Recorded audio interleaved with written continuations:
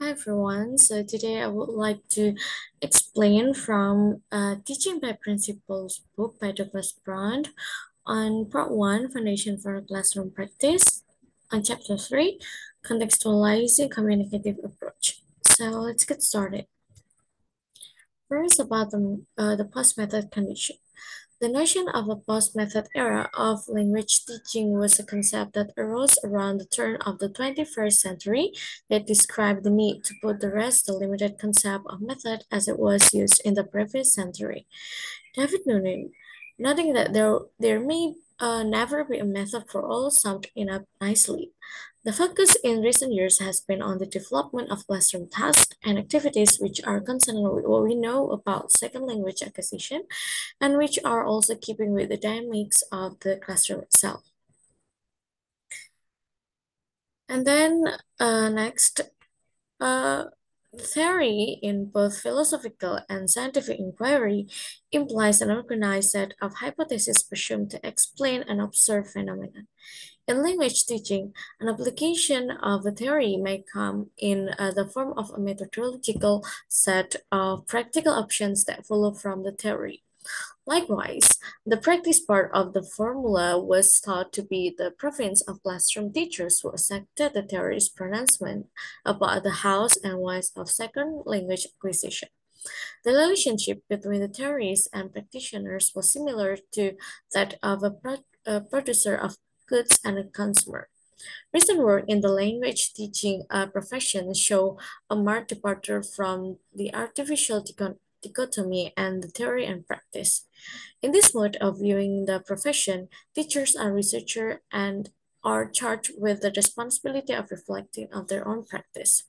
Calls for action research and classroom-based research reflect new and healthier reconfiguring the relationship between theorizer and practitioners. And then an informed tech approach. Your approach to language pedagogy is not just a set of static principles set in stone. It is, in fact, a dynamic composite of well-informed beliefs that chart across time and that adapt themselves to whatever situated context in which you are teaching. The interaction between your approach and your classroom practice is the key to effective authentic teaching. And look at the list on the slide. There are several questions for us as a teacher to contemplate in designing and teaching the second language lessons. First, should the course focus on meaning or form or both? And second, will analysis or intuition benefit my students more? And third, as a teacher, should I be thought and demanding or gentle and empathetic? And the fourth, should I directly correct students' error or try to get them to self-correct? And the fifth, should a communicative course give more attention to accuracy or fluency? Moreover, there are several key factors to guide the approach we can apply in our language teaching. So, first, the particular needs and goals of your students, and then your own experience as a learner in classroom, and whatever teaching experience you may already have had, and classroom observation you have made, and books you have read, and previous course in the field. And then about the general approach. Some approaches are more general in nature. They are being used across many different contexts, countries, institutions, age, and proficiency levels. We turn first to the more broadly applicable approaches. By the end of the 20th century, learner-centered instruction was a catchword for a new model of education across many disciplines. Language teaching soon proved to be an ideal subject matter to put the forward-thinking model into practice. Learner-centered instruction turned teacher-centered models upside down by playing down the all-knowing authoritative role of the teacher and giving opportunities to students to participate in a classroom without fear of being scolded or belittled by a teacher.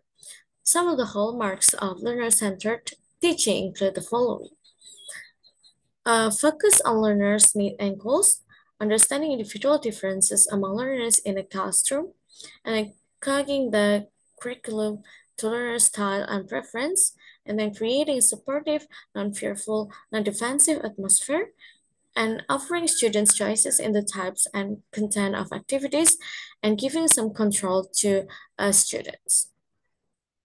Because language teaching often presupposes a classroom where students have a little language proficiency with which to negotiate with the teacher may be wary of giving learners the power associated with a learner-centered approach.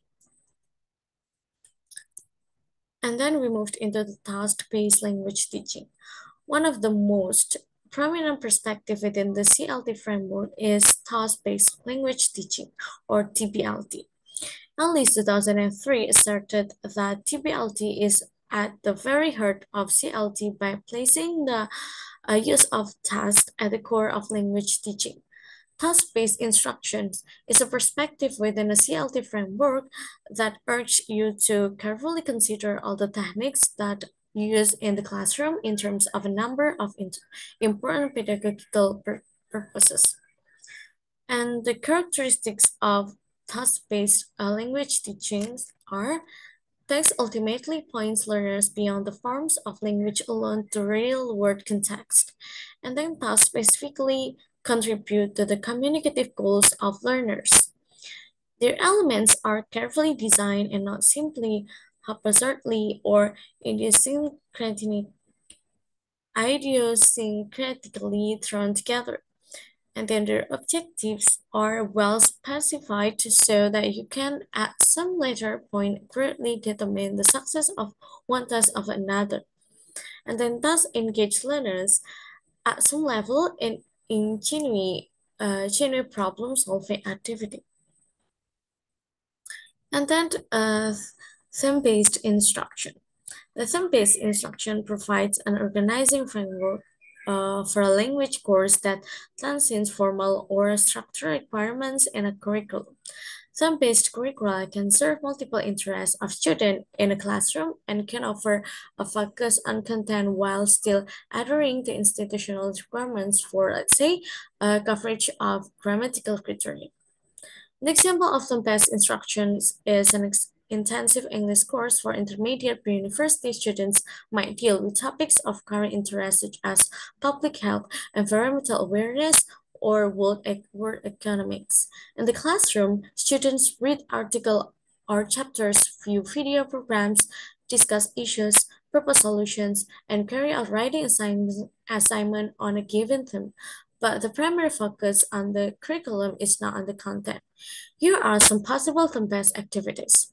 Use environmental statistics and facts for classroom reading, writing, discussion, and debate. And carry out research and writing projects. Have students create their own environmental awareness material, and arrange field trips and conduct simulations games. And then the part is experimental and project-based learning. Experiential learning, also known as project-based learning, highlights giving students concrete experience in which they must use a language in order to fulfill the objective of lesson. Both models include activities that contextualize language, integrated skills, and point toward authentic, real-world purposes.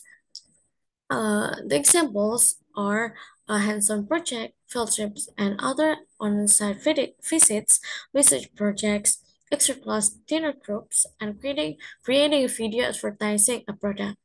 Ex- uh, Experiential learning emphasizes the psychomotor aspects of language learning by involving learners in physical action into which language is subsumed and reinforced. Through action, students are drawn into utilization of multiple skills. And then about the strategies-based instruction. The effective implementation of SBI in language classroom involves several steps and consideration. The first is stimulating awareness. Most of L2 of the native language learners are unaware of their styles, preference, and ways of addressing various problems. If they are aware, certainly very few have ever made a connection between these styles and learning at L2. There are some practical steps we can take toward awareness. First, ask students to fill out informal self-checklist and the administer formal personality and cognitive style tests and involve students in readings about style and then introduce or divide and discuss various style and then encourage good learning style among learners. And then the linking style and strategy in the classroom. Most L2 learners are unaware of their own style, preference, and ways of addressing various problems. If they are aware, certainly very few have ever made the connection between these styles and learning at an L2. Furthermore, there are compensating for style that may be working against learners. The first is to lower inhibitions uh, and to encourage risk-taking and then to build student self-confidence. And then providing extra class assistance. Self-help study guides tend to have short, easy to understand chapters with information, anecdote tips, and exercise that will help learners to use strategies successfully beyond the language classroom. And then we move into specific approaches. The specific approaches offer some models that are more limited in their applicability and feasibility. Let's look at some of these options. The first, content-based language teaching, is applied to assist in the process of currently learners learning subject matter and a new language. Second is immersion and sheltered models. Immersion models typically provide the majority of the subject matter content through the medium of the L2, thus the name immersion. Sheltered models of education involve the deliberate separation of L2 students from native speaker of the language, the target language for the purpose of content instruction. And then bilingual education. McCrory and Fitzsimons Toland define bilingual education as an approach in which two languages are used as a media of classroom instruction for the same group of students so that students receive some of their instruction in one language and some in other with the proportion of each language varying according to program type, instructional goals, and various contextual influences. And then we have also the workplace L2 instruction. This offers distinct advantages by tailoring language to the specific linguistic needs of carrying out one's studies on the job.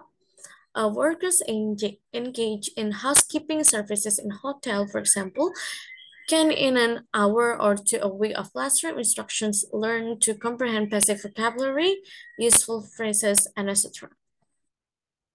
And then we also have languages for specific purposes. Workplace and vocational approaches to L2 instruction are forms of what is generally referred to as a language for specific purposes or LSP, or in the case of English is English for specific purposes. The genre of L2 instruction is commonly associated with higher education and has offshoot in English for academic purposes, as well as in specialized English courses in, for example, the fields of science and technology, business, economics, and medicine. In the case of international students studying in English-speaking countries. Next is corpus-based teaching. And corpus analysis is a computerized approach to linguistic research that stores and analyzes written and or spoken text in electronic form. Within the broad scope of LSP, corpus-based teaching has added many advantages for curriculum and textbook writers as well as teachers in their daily methodological routines. Okay, so that's all about the chapter 3. Thank you for your attention and see you.